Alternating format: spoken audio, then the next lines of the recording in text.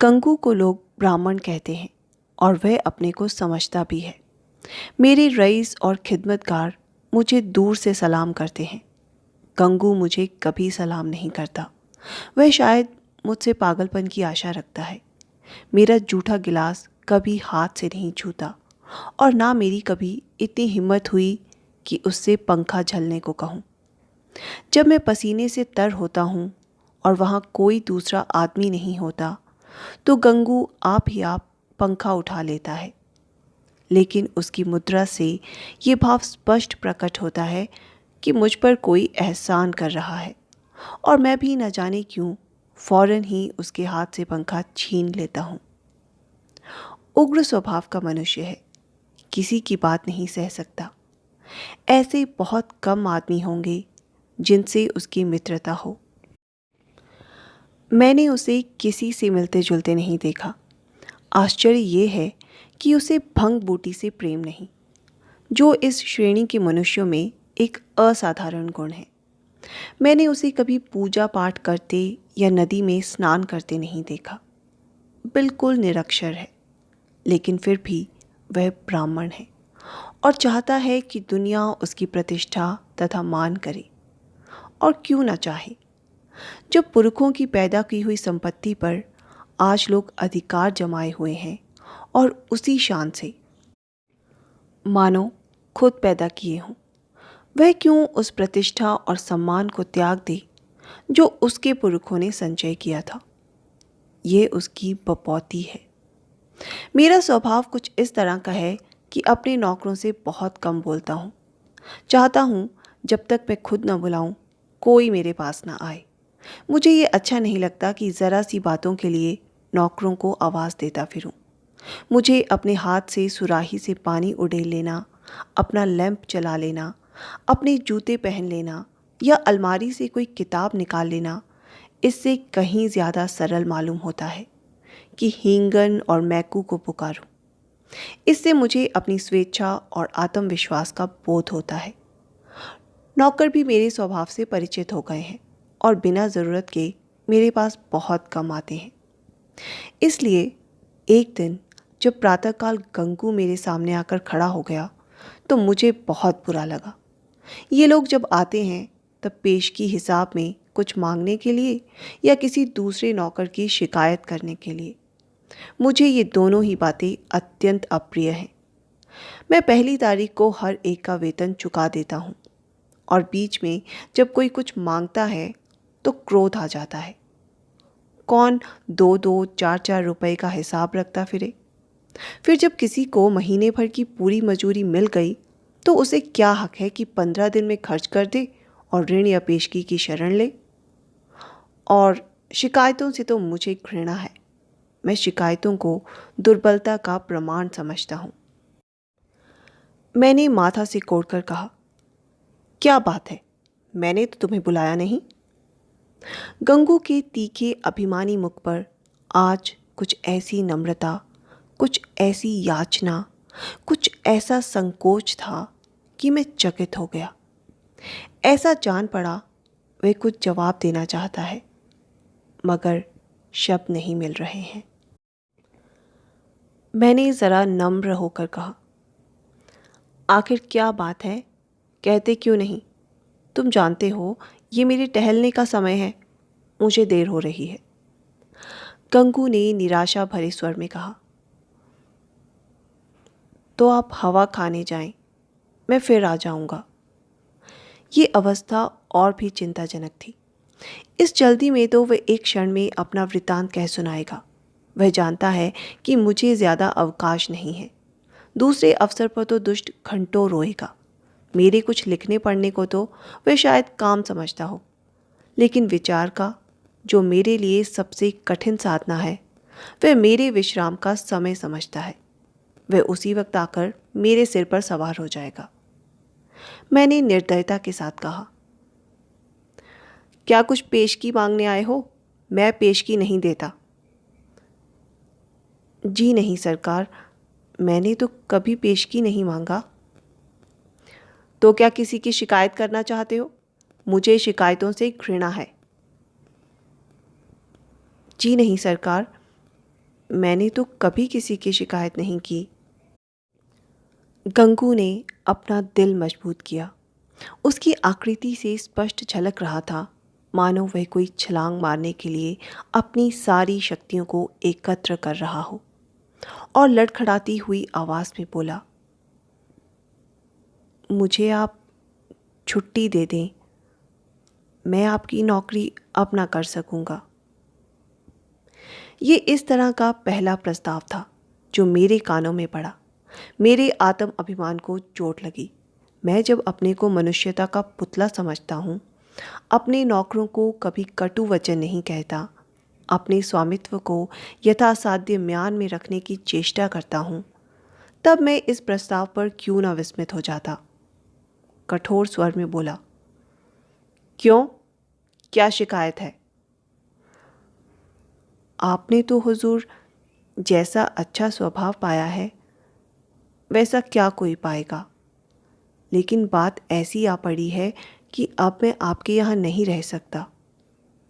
ऐसा ना हो कि पीछे से कोई बात हो जाए तो आपकी बदनामी हो। मैं नहीं चाहता कि मेरी वजह से आपकी आबरू में पट्टा लगे। मेरे दिल में उलझन पैदा हुई। जिज्ञासा की अग्नि प्रचंड हो गई। आत्मसमर्पण के भाव से बरामदे में पड़ी हुई कुर्सी पर बैठकर बोला, तुम तो पहेलियां बुझा रहे हो, साफ साफ क्यों नहीं कहते, क्या मामला है? गंगू ने बड़ी नम्रता से कहा, बात यह है कि वे स्त्री जो अभी विधवा आश्रम से निकाल दी गई है, वह गोमती देवी। वह चुप हो गया। मैंने अधीर होकर कहा, हाँ, निकाल दी गई है, तो फिर तुम्हारी नौकरी से उसका क्या संबंध? गंगू ने जैसे अपने सिर का भारी बोझ जमीन पर पटक दिया। मैं उससे ब्याह करना चाहता हूं बाबूजी। मैं विस्मय से उसका मुंह ताकने लगा। वे पुराने विचारों का पोंगा ब्राह्मण जिसने नई सभ्यता की हवा तक न लगी, उस कुल्टा से विवाह करने जा रहा है जिसे कोई भला आदमी अपने घर में कदम भी न रखने दे। गोमती ने मोहल्ले के शांत वातावरण में थोड़ी सी हलचल पैदा कर दी। कई साल पहले वह विधवा आश्रम में आई थी। 3 बार आश्रम के कर्मचारियों ने उसका विवाह कर दिया था, पर हर बार वे महीने 15 दिन के बाद भाग आई थी। यहाँ तक कि आश्रम के मंत्री ने अब की बार उसे आश्रम से ही निकाल दिया था। तब से वह इसी मोहल्ले में एक कोठरी लेकर रहती थी और मोहल्ले के शोहदों के लिए मनोरंजन का केंद्र बनी हुई थी। मुझे गंगू की सरलता पर क्रोध भी आया और दया भी। इस गधे को सारी दुनिया में कोई स्त्री ही ना मिलती थी जो इससे ब्याह करने जा रहा है। जब वे 3 बार पतियों के पास से भाग आई तो इसके पास कितने दिन रहेगी? ये तो निपट आंख का अंधा है, 1 सप्ताह भी तो निभाना होगा। मैंने चेतावनी के भाव से पूछा, तुम्हें इस स्त्री की जीवन कथा मालूम है? गंगू ने आंखों देखी बात की तरह कहा, सब झूठ है सरकार, लोगों ने हक नाहक उसको बदनाम कर दिया है। क्या कहते हो, वह 3 बार अपने पतियों के पास से नहीं भाग आई? उन लोगों ने उसे निकाल दिया तो क्या करती? कैसे बुद्धू आदमी हो, कोई इतनी दूर से आकर विवाह करके ले जाता है, हजारों रुपए खर्च करता है, इसलिए कि औरत को निकाल दे? गंगू ने भावुकता से कहा, जहाँ प्रेम नहीं है हुजूर, वहाँ कोई स्त्री नहीं रह सकती। स्त्री केवल रोटी कपड़ा नहीं चाहती, कुछ प्रेम भी तो चाहती है। वे लोग समझते होंगे कि हमने एक विधवा से विवाह करके उसके ऊपर कोई बड़ा एहसान किया है, चाहते होंगे कि तन मन से वे उनकी हो जाए। लेकिन दूसरे को अपना बनाने के लिए पहले उसका बन जाना पड़ता है हुजूर, ये बात है। फिर उसे एक बीमारी भी है, उसे कोई भूत लगा हुआ है। वह कभी कभी बकबक भी करने लगती है और बेहोश हो जाती है। और तुम ऐसी स्त्री से विवाह करोगे? समझ लो, जीवन कड़वा हो जाएगा। गंगू ने शहीदों के से आदेश से कहा। मैं समझता हूं मेरी जिंदगी बन जाएगी बाबूजी, आगे भगवान की मर्जी। मैंने जोर देकर कहा। तो तुमने तय कर लिया है? हाँ हुजूर। तो मैं तुम्हारा इस्तीफा मंजूर करता हूं। मैं निरर्थक रूढ़ियों और व्यर्थ के बंधनों का दास नहीं हूं, लेकिन जो आदमी एक दुष्टा से विवाह करे उसे अपने यहाँ रखना वास्तव में जटिल समस्या थी। आए दिन टंटे बखेड़े होंगे, नई नई उलझनें पैदा होंगी, कभी पुलिस आएगी, कभी मुकदमे खड़े होंगे, संभव है चोरी की वारदातें भी हों। इस दलदल से दूर रहना ही अच्छा। गंगू क्षुधा पीड़ित प्राणी की भांति रोटी का टुकड़ा देखकर उसकी ओर लपक रहा है। रोटी जूठी है, सूखी हुई है, खाने योग्य नहीं है, इसकी उसे परवाह नहीं। उसको विचार बुद्धि से काम लेना कठिन था। मैंने उसे पृथक कर देने में ही अपनी कुशल समझी। 5 महीने गुजर गए। गंगू ने गोमती से विवाह कर लिया था और उसी मोहल्ले में एक खपरैल का मकान लेकर रहता था। वह अब चाट का खोखा लगाकर गुजर बसर करता था। मुझे जब कभी बाजार में मिल जाता तो मैं उसकी कुशल क्षेम पूछता। मुझे उसके जीवन से विशेष अनुराग हो गया था। ये एक सामाजिक प्रश्न की परीक्षा थी, सामाजिक ही नहीं, मनोवैज्ञानिक भी। मैं देखना चाहता था इसका परिणाम क्या होता है। मैं गंगू को सदैव प्रसन्न मुख देखता। समृद्धि और निश्चिंतता के मुख पर जो एक तेज और स्वभाव में जो एक आत्मसम्मान पैदा हो जाता है, वह मुझे वहाँ प्रत्यक्ष दिखाई देता था। रुपए 20 आने की रोज़ बिक्री हो जाती थी। इसमें लागत निकालकर 8-10 आने बच जाते थे। यही उसकी जीविका थी। किंतु इसमें किसी देवता का वरदान था, क्योंकि इस वर्ग के मनुष्यों में जो निर्लज्जता और विपन्नता पाई जाती है, इसका वहाँ चिन्ह तक न था। उसके मुख पर आत्मविश्वास और आनंद की झलक थी, जो चित्त की शांति से ही आ सकती है। एक दिन मैंने सुना कि गोमती गंगू के घर से भाग गई है। कह नहीं सकता क्यों, मुझे इस खबर से एक विचित्र आनंद हुआ।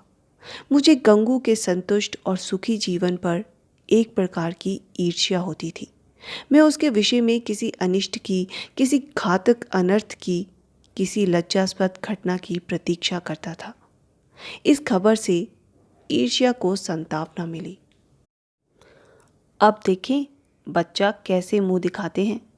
अब आंखें खुलेंगी और मालूम होगा कि लोग जो इन्हें इस विवाह से रोक रहे थे, उनके कैसे शुभचिंतक थे। उस वक्त तो ऐसा मालूम होता था मानो आपको कोई दुर्लभ पदार्थ मिला जा रहा है, मानो मुक्ति का द्वार खुल गया है। लोगों ने कितना कहा कि ये स्त्री विश्वास के योग्य नहीं है, कितनों को दगा दे चुकी है, तुम्हारे साथ भी दगा करेगी, लेकिन इन कानों पर जूं तक ना रेंगी। अब मिले तो ज़रा मिजाज पूछूं, कहूं, क्यों महाराज, देवी जी का ये वरदान पाकर प्रसन्न हुए या नहीं? तुम तो कहते थे वह ऐसी है और वैसी है। लोग उस पर केवल दुर्भावना के कारण दोष आरोपित करते हैं। अब बतलाओ किसकी भूल थी?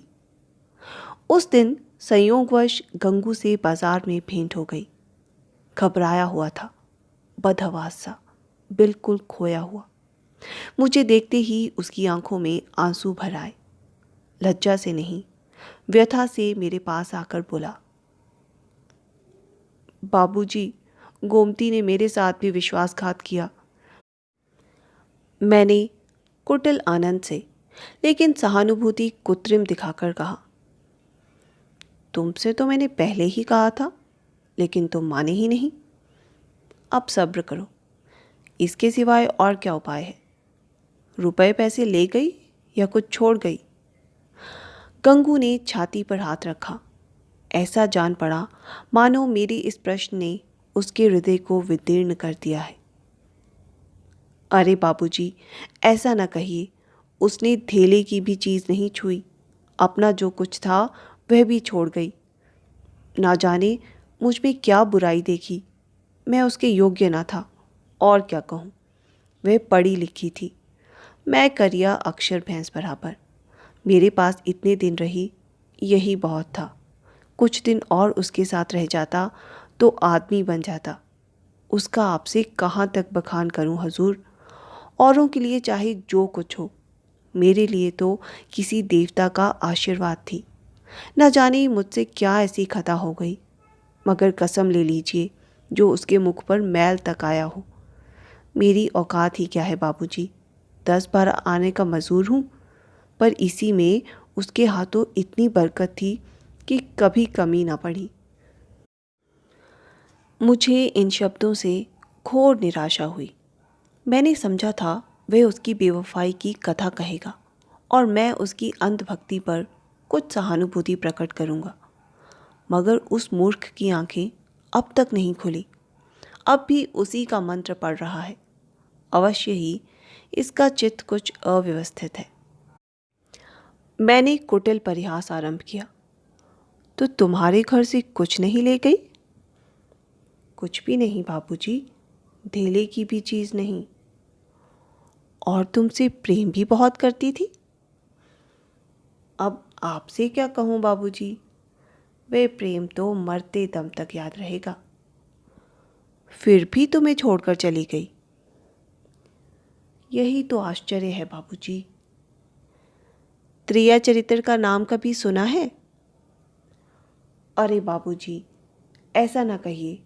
मेरी गर्दन पर कोई छुरी रख दे तो भी मैं उसका यश ही गाऊंगा। तो फिर ढूंढ निकालो। हाँ मालिक, जब तक उसे ढूंढ ना लाऊंगा मुझे चैन ना आएगा। मुझे इतना मालूम हो जाए कि वे कहाँ है, फिर तो मैं उसे ले ही आऊँगा। और बाबूजी, मेरा दिल कहता है कि वे आएगी ज़रूर। देख लीजिएगा, वे मुझसे रूठ कर नहीं गई, लेकिन दिल नहीं मानता। जाता हूँ, महीने 2 महीने जंगल पहाड़ की धूल छानूंगा। जीता रहा तो फिर आपके दर्शन करूंगा। और ये कहकर वे उन्माद की दशा में एक तरफ चल दिया। इसके बाद मुझे एक ज़रूरत से नैनीताल जाना पड़ा। सैर करने के लिए नहीं।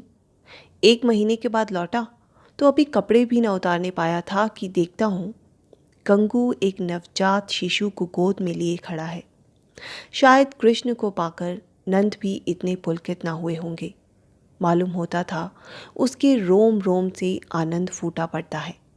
चेहरे और आँखों से कृतज्ञता और श्रद्धा के राग निकल रहे थे।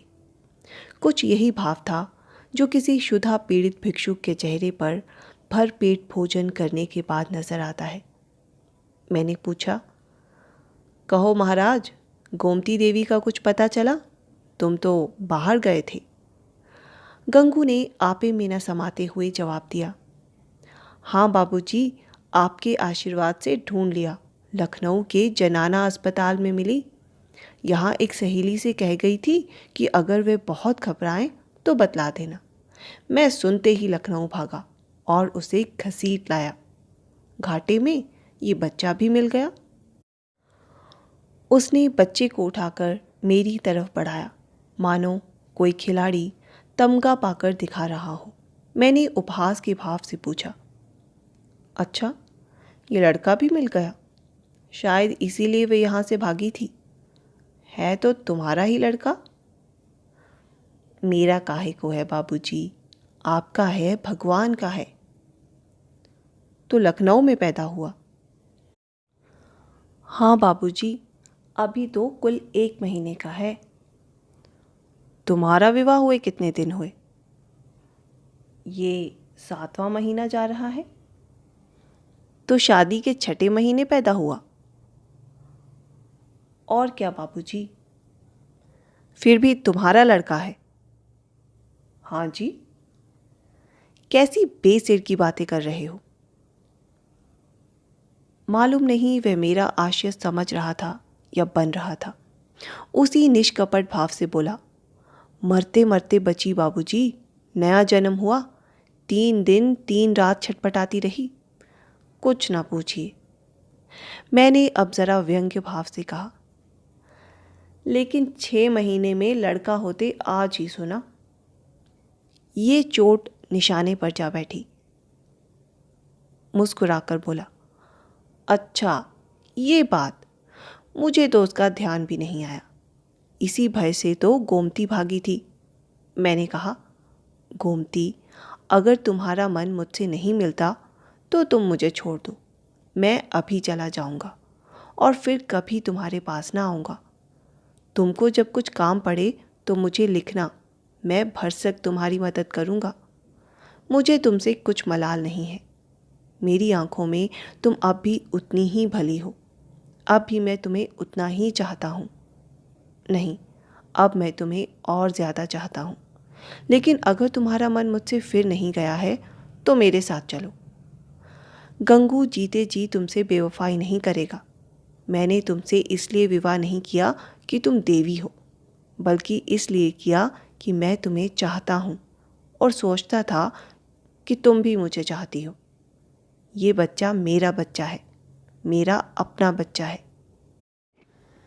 मैंने एक बोया हुआ खेत लिया तो क्या उसकी फसल को इसलिए छोड़ दूंगा कि उसे किसी दूसरे ने बोया था?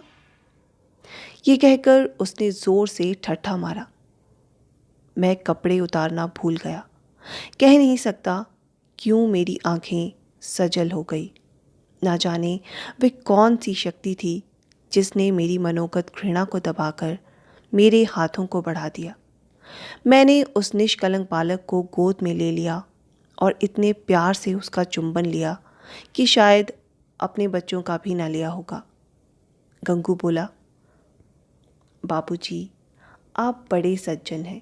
मैं गोमती से बार बार आपका बखान किया करता हूँ। कहता हूँ, चल एक बार उनके दर्शन करा। मारे लाज के आती ही नहीं। मैं और सज्जन, अपनी सज्जनता का पर्दा आज मेरी आंखों से हटा। मैंने भक्ति से डूबे हुए स्वर में कहा, नहीं जी, मेरे जैसे कलुषित मनुष्य के पास वह क्या आएगी। चलो, मैं उनके दर्शन करने चलता हूँ। तुम मुझे सज्जन समझते हो? मैं ऊपर से सज्जन हूँ, पर दिल का कमीना हूँ। असली सज्जनता तुम में है, और ये बालक वह फूल है जिसमें तुम्हारी सज्जनता की महक निकल रही है।